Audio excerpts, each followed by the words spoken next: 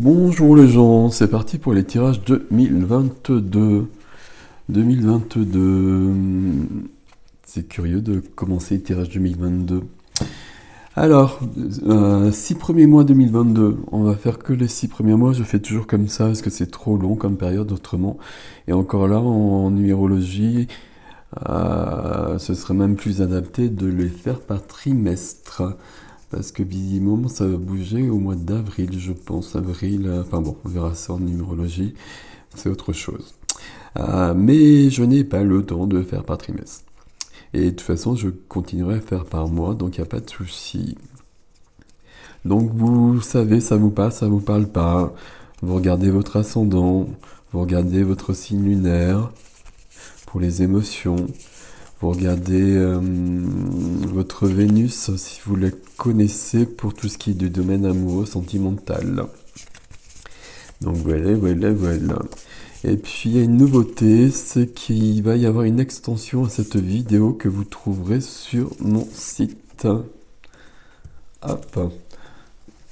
Alors j'ai repris des cartes extrêmement sophistiquées, mais je préfère en fait finalement plus que d'avoir les cartes que j'avais ces derniers temps. Sagittaire. Sagittaire. On va le mettre là, Sagittaire. Et non, d'ailleurs, on va pas le laisser là parce que ça va nous gêner. Mais on y va. On y va pour le Sagittaire. Les noms des tarots dans l'onglet communauté de la chaîne YouTube. Là, si vous me suivez, vous avez reconnu le Light Seers. Hein. C'est le tarot le plus utilisé actuellement un peu par tout le monde parce qu'il est sympathique et coloré et extrêmement bien fait surtout. Alors Sagittaire, est-ce qu'on est prêt? C'est parti pour les Sagittaires. Ok, Sagittaire, la première des cartes en dos de deck, enfin c'est le dos de deck. On a toujours la lumière ici, vous le savez. Hein. 3 d'épée. On va voir si ça se manifeste ou pas. Le 3 d'épée, c'est le cœur qui... J'allais dire qu'il est un peu fatigué, mais non, c'est pas ça le 3 d'épée. Le 3 d'épée, c'est blessure sur le cœur, c'est rupture, c'est le cœur qui est broyé. Le 3 d'épée, il peut apparaître comme ça, et notamment sur un tirage aussi long, parce qu'il y a besoin de sortir de ça peut-être, et de rectifier des choses à ce niveau-là. Mais on va voir dans le tirage ce qui vient. Donc au niveau des énergies, alors au niveau des énergies, la première c'est l'énergie centrale, la deuxième c'est l'énergie qui va vous aider, qui va vous appuyer. La troisième carte, c'est l'énergie qui est bloquée, ce qui freine, ou ce qui peut vous freiner, ou ce qui viendra plus tard. Ici, on a le domaine sentimental et familial. Pardon, domaine de la matière, de l'activité, tout ce qui est quotidien, tout ce qui est concret, là, et les finances, l'argent. Ici, le domaine intérieur, waouh, domaine intérieur, la spiritualité, la vie de l'âme, vie du cœur, vie de la matière, vie de l'âme. Et ensuite, 3 cartes pour un défi.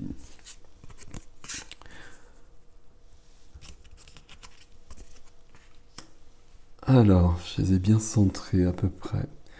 On a quand même pas mal de choses déjà, les Sagittaires ici. On a des choses... on a des choses. Alors, je vais juste boire parce que j'ai un chat dans la gorge pour une fois.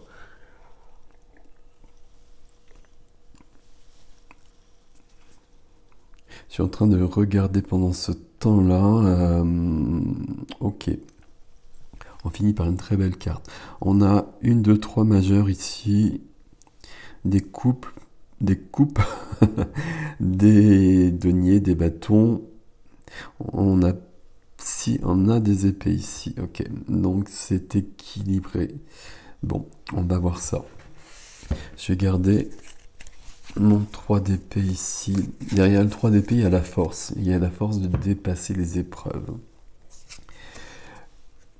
La première des cartes, si je la mets plus loin, vous la voyez peut-être mieux, c'est le 7 de coupe. Et donc vous voyez ce jeune homme qui est devant ces 7 coupes et qui est un peu dubitatif et puis qui est en train de se poser des questions, quelle coupe choisir. Et il a un peu raison parce que il y a une coupe qui est la meilleure pour lui. Et il y a d'autres coupes qui ne sont vraiment pas forcément bonnes pour lui, on va quand même le dire comme ça. Le 7 de coupe, ça veut dire qu'il y a beaucoup de possibilités devant soi, mais le 7 de coupe, ça veut dire aussi qu'on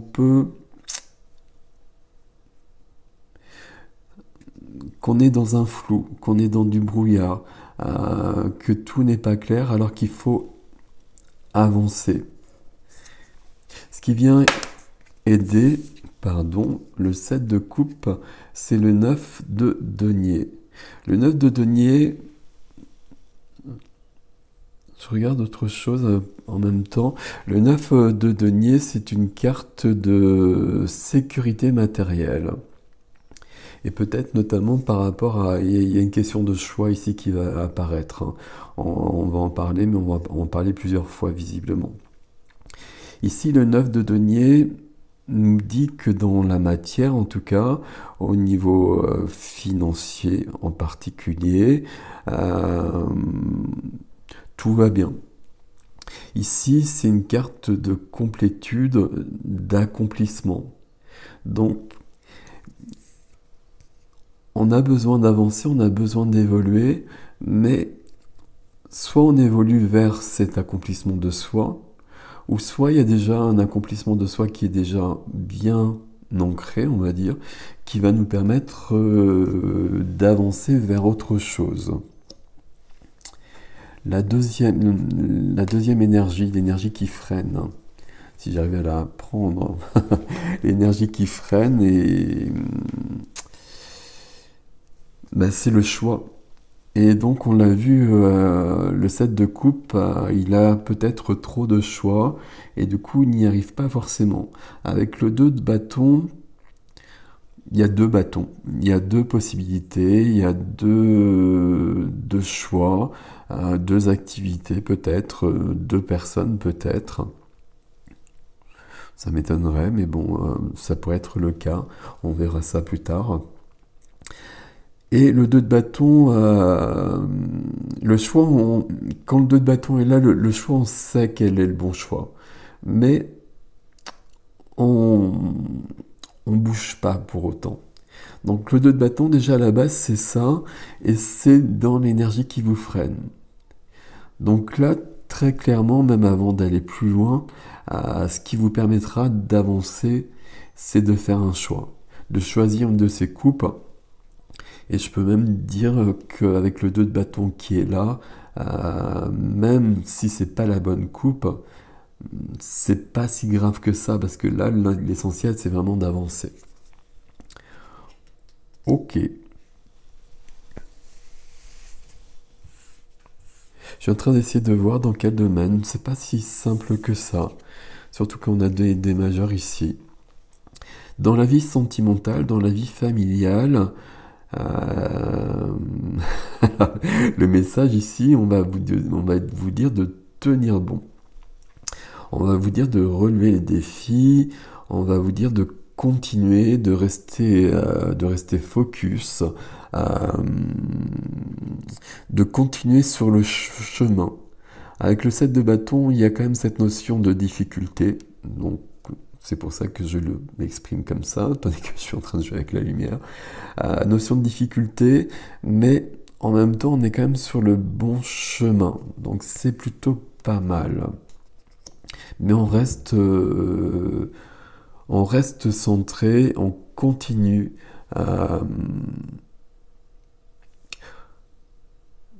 Qu'on soit en couple, il y a peut-être des choses à rectifier, mais on est en train de les rectifier. Si on est célibataire, on est sur la bonne voie, si on ne veut plus le rester notamment. Pardon, toujours le chat. Dans la vie de la matière, dans l'activité et au niveau des finances, au niveau du foyer aussi. On a notre ami le pendu qui arrive ici. Le pendu qui arrive ici, bah, il y a quelque chose qui... Et pour moi, c'est un peu là que ça se joue les choses, hein. Le pendu qui arrive ici, il y a quelque chose qui est bloqué. Donc vous savez que le pendu, moi je le dépends toujours, hein, même si là il est différemment pendu, on va dire. On va le remettre comme ça pour l'instant, puisque c'est sa position première. Le pendu, il y a quelque chose à... Il faut qu'il se retourne le pendu pour voir la vie différemment. Pour avoir un autre angle sur la vie, sur sa vie, sur votre vie, pour avoir un autre point de vue, pour avoir d'autres idées qui viennent pour prendre du recul. Quand le pendu est là aussi, on peut être dans une notion de sacrifice ici, donc dans la matière, et donc il serait bon de passer à autre chose, bien évidemment. Si vous êtes dans le sacrifice, je vous conseille vraiment de passer à autre chose. Qu'est-ce que je peux vous dire d'autre avec le pendu? Il y a vraiment cette notion de passer à autre chose. J'ai l'impression que le tirage, il se passe un peu ici. Et que la solution, elle viendra avec un choix qu'il faut faire. Sauf que dans un premier temps, ben, visiblement, on a quand même le choix là qui est pas si simple que ça. Et là, il faut bouger. Dans la vie intérieure, dans la vie de l'âme, dans votre intériorité, employer les termes qui vous parlent. Ici, on a une très belle carte et qui est très bienvenue dans cette position-là. Parce qu'on a l'ermite. L'ermite, c'est le sage, c'est la sagesse. Euh, L'ermite qui va s'isoler pour un temps du monde, hein, qui va se couper du monde d'une manière concrète ou pas, au propre ou au figuré, mais ça lui permettra de trouver les réponses. Et peut-être cette fameuse réponse à quelle décision je dois prendre, quel choix je dois faire. L'ermite, ici, c'est quelqu'un qui va chercher sa lumière pour la ramener au monde après, pour avancer, pour changer de vie en quelque sorte. Ici, l'ermite, pour moi, il se rapporte directement au pendu aussi. Euh, le pendu, il a besoin d'un nouveau point de vue.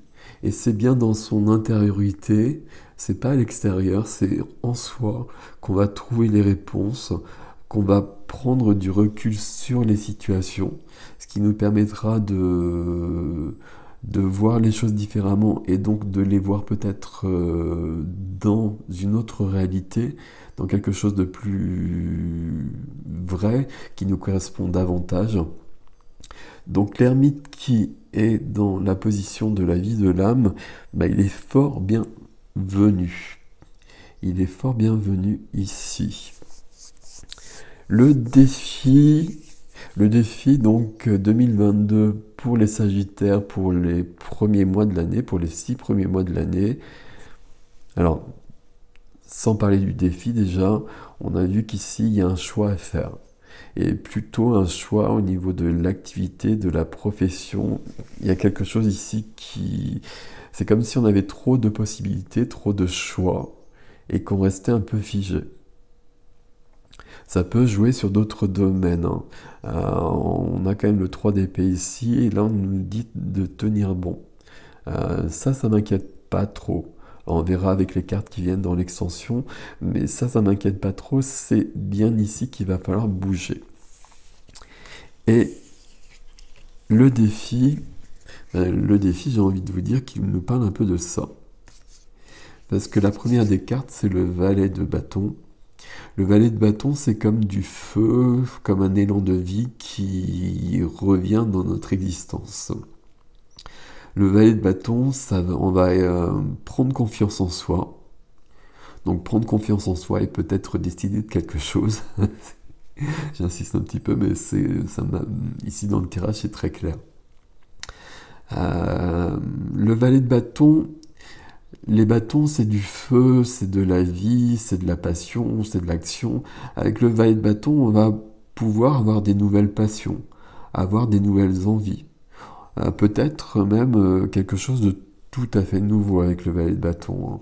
Quelque chose qui n'est pas là, euh, peut-être quelque chose qui est caché sous une de ces coupes et qui va changer notre vie. Il y a vraiment cette notion-là qui est possible, même si le défi reste sur le valet de bâton, pas sur le roi de bâton. Mais c'est quelque chose qui commence. Le valet comme l'as, l'as c'est le premier, le valet c'est la première des figures, donc il y a quelque chose qui commence. Ici on vous demande quand même d'avoir confiance en vous. Et puis on vous demande de passer à autre chose. Donc ça on l'a vu depuis le départ, on a le 10 d'épée qui est là. Le 10 d'épée c'est la carte du burn-out. Donc on va le dire, puisque je vous ai dit que dans le domaine professionnel de l'activité ici, c'est là que ça semble se jouer à mon avis. Le 10 d'épée, fin et début, donc toujours, hein, la fin amène toujours un nouveau début, heureusement. Il y a une notion vraiment avec plusieurs cartes ici, et notamment la carte centrale qui est une carte d'illusion, de brouillard. On ne voit pas les choses, on ne voit pas les choses telles qu'elles sont. L'ermite va vous aider à les percevoir. Mais ici avec le 10 d'épée, il y a vraiment besoin de prendre conscience de notre vie, de ce que l'on vit, de ce qui va, de ce qui va pas, ce qui va pas. Quand le 10 d'épée est là, on le sait bien, mais on a vraiment besoin de prendre conscience de ce que l'on veut peut-être aussi, justement. 10 d'épée, il y a vraiment cette notion-là, notion de victimisation. Ici, je parlais de sacrifice, ici, victimisation. Donc là, il y a quelque chose très clairement ici. La troisième des cartes, c'est le soleil. Le soleil, c'est plus que cool par rapport à ce tirage.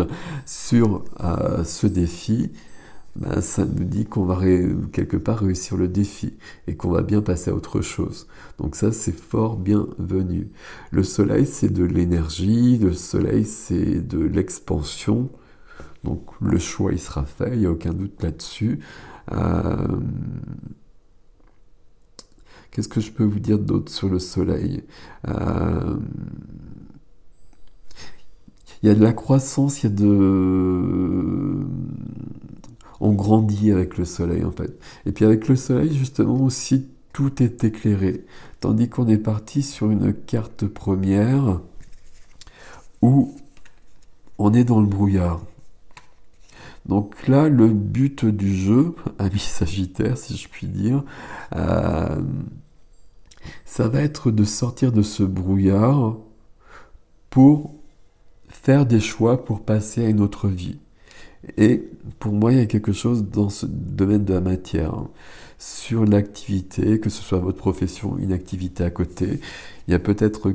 Alors, il y a quelque chose qui finit, à mon avis, il y a quelque chose qui commence aussi, peut-être, et c'est plutôt pas mal, mais il y a un choix à faire. Et on avait le 3 d'épée ici. Le 3 d'épée, je pense pas qu'il y ait de soucis à ce niveau-là. Alors, on va le voir avec les cartes qui viennent ici notamment, mais le 3 d'épée ici, c'est peut-être une fatigue sur le cœur qui empêche de voir les choses comme elles sont. Des blessures qui demeurent et qui empêchent de voir la vie, les circonstances, peut-être les personnes aussi telles qu'elles sont. Donc voilà mes amis Sagittaires pour ce premier tirage pour 2022. Il y a une action à mener, on va voir comment ça se concrétise ou pas. Mais ce qui me plaît bien, c'est que vous avez le soleil en dernière carte du défi, qui promet quand même une réussite. Donc voilà. Je vais continuer ce tirage avec un deuxième tarot. Et si vous souhaitez retrouver ce deuxième tirage, vous passez par mon site ericgestin.com et vous regardez dans Extension vidéo et vous trouverez la suite de Sagittaire 2022 premier semestre. Voilà mes amis, prenez soin de vous. Likez, partagez, abonnez-vous si ce n'est déjà fait, etc. À très vite.